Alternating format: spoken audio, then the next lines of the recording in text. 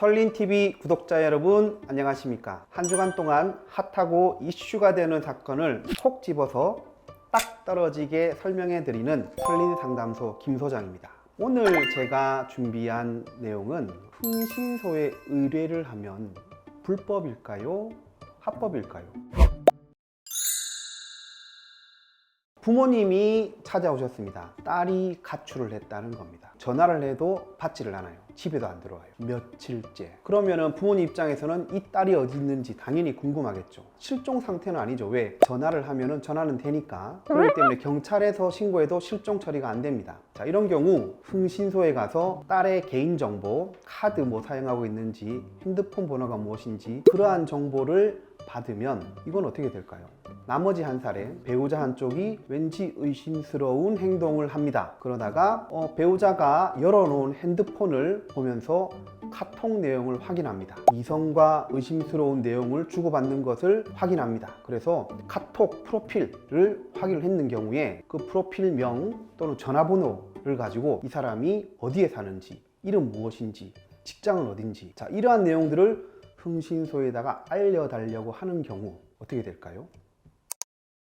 정보통신망법입니다. 누구든지 정당한 접근 권한 없이 또는 허용된 접근 권한을 넘어서 정보통신망에 침입하여서는 안 되고, 이 규정을 위반해서 정보통신망에 침입한 자는 5년 이하의 징역, 5천만 원 이하의 벌금에 처한다. 개인정보보호법 거짓이나 그 밖의 부정한 수단이나 방법으로 다른 사람이 처리하고 있는 개인정보를 취득한 후 이를 영리 또는 부정한 목적으로 제3자에게 제공한 자, 또 이를 교사, 알선한 자는 10년 이하의 징역 또는 1억 원 이하의 벌금에 처한다. 이러한 법 규정이 있습니다.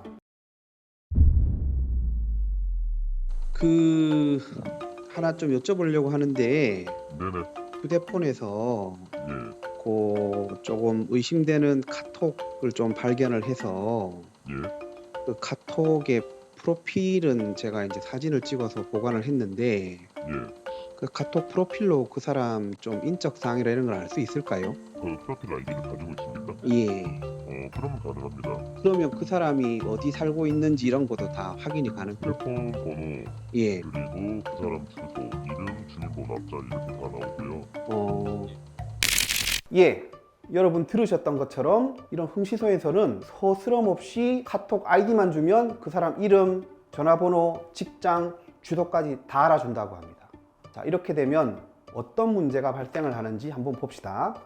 가출한 딸의 위치를 흥신소에 의뢰를 하는 경우에 그 의뢰 자체로 딸의 어떤 정보통신망에 침입하는 것은 아닌 것으로 보입니다. 그래서 정보통신망법 위반은 아니고요. 딸의 위치, 딸의 카드 사용 내역 등을 알기 위해서 딸의 개인정보를 주는 것은 개인정보보호법 위반으로 볼 수는 있지만, 개인정보보호법에는 이러한 정보를 영리 또는 부정한 목적으로 할 경우에만 처벌한다고 되어 있습니다. 딸을 찾기 위해서 개인정보를 취득하는 이것을 영리 목적이나 부정한 목적으로 보기는 어렵겠죠. 그래서 이러한 경우에는 개인정보보호법 위반은 안 될 것입니다. 그런데 배우자의 휴대폰을 배우자의 동의 없이 보고 그 안에 있는 내용을 확인한 후에 그 정보를 흥신소에다가 넘겨서 그 사람의 주소, 전화번호, 직장 등을 알아내는 것은 첫 번째, 그 사람의 정보통신망에 정당한 권한 없이 동의를 넘어서 침입한 것이죠.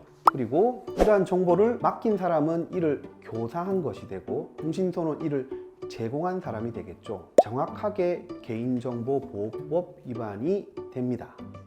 여러분 명심하십시오. 흥신소에다가 의뢰해서 다른 사람의 개인정보를 취득하는 것은 집 나간 딸을 찾는 경우가 아닌 한 개인정보보호법 위반입니다.